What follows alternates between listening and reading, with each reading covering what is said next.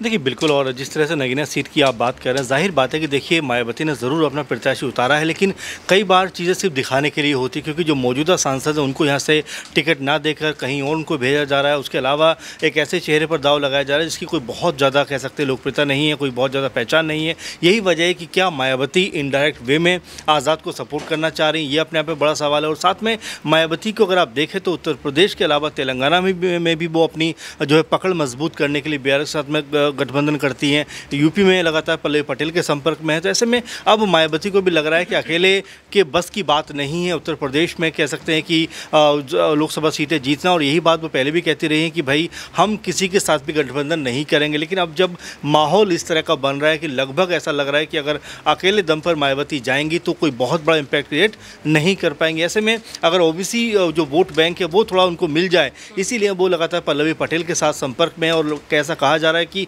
कई सीटों पर सहमति भी बनती हुई नजर आ रही है। तो यहाँ पर आप ये मानकर चलिए कि अगर पल्लवी पटेल चूंकि सपा के साथ थी, अब उनसे अलग हो गई हैं, तो ऐसे में उनको भी सहारे की ज़रूरत है। अगर दोनों ये दल मिलते हैं तो कह सकते हैं कि जो वोट जो परसेंटेज है वो यहाँ पर बढ़ता हुआ नजर आ सकता है, और इससे मायावती और पल्लवी दोनों को फ़ायदा होगा। लेकिन ये फ़ायदा जीत में बदल पाएगा या नहीं, इसको लेकर मेरे ख्याल से कोई भी कयास लगाना बहुत जल्दबाजी होगा, क्योंकि दोनों का वोट बैंक इतना नहीं नज़र आता है कि वो लोकसभा सीट जीतने के लायक हो। अच्छा अमन जी, यहाँ पर देखने के लिए मिला कि जिस तरीके से मायावती को इंडिया गठबंधन में शामिल करने की तमाम कोशिशें कांग्रेस द्वारा की गई, प्रियंका गांधी वाड्रा बात करने की कोशिश करती हुई नजर आई, सोनिया गांधी ने भी उन्हें फ़ोन पर बात करने के लिए कोशिश की, लेकिन मायावती तैयार नहीं हुई। और जिस तरीके के बयान डिम्पल यादव और शिवपाल यादव ने मायावती को लेकर दिए, शिवपाल यादव कह देते हैं कि वो दलित की नहीं दौलत की बेटी हैं, यहाँ पर डिम्पल यादव कह देती हैं कि जिन्हें शामिल होना था वो हो गए और अब किसी के शामिल होने की आशंका नहीं है।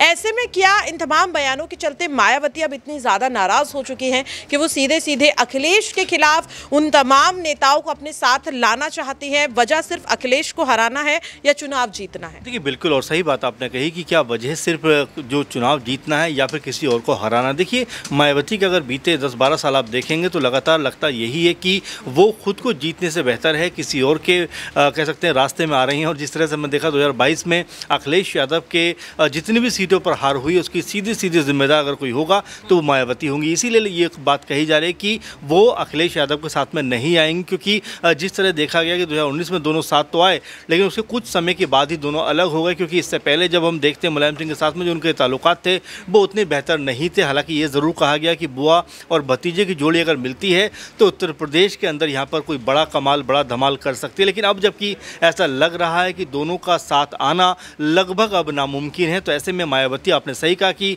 लगातार इधर उधर हाथ पैर मार रहे हैं कि जो अखिलेश यादव के खिलाफ है उनको अपने कुनबे में लेना चाहते हैं। पल्लवी पटेल चूंकि अभी भी गठबंधन खत्म हुआ है तो उनके संपर्क में, साथ में आज़ाद को भी अगर अपने साथ ले लेती हैं तो जो दलित वोट बैंक बट रहा है कम से कम वो एक जगह पर आ जाएगा। और यहाँ पर मायावती कई सीटों पर यहाँ कह सकते हैं कि रेस में आती हुई नजर आएंगी।